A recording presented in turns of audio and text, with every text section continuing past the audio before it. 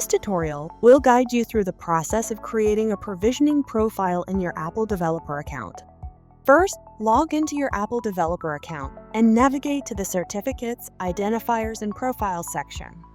On the left side panel, click on the Profile tab to manage your app profiles. Now, click the plus button to create a new provisioning profile. Choose the App Store Connect option and click Continue. Select your app's bundle ID from the list of available options.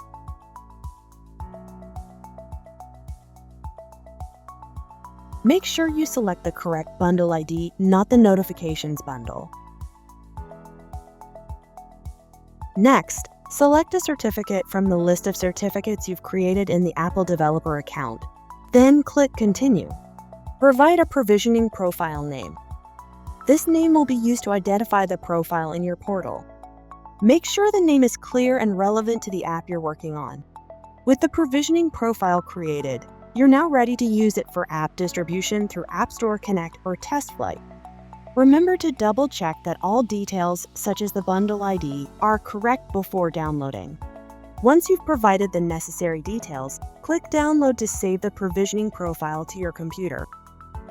Now go back to AppSpotter CMS and upload the provisioning profile.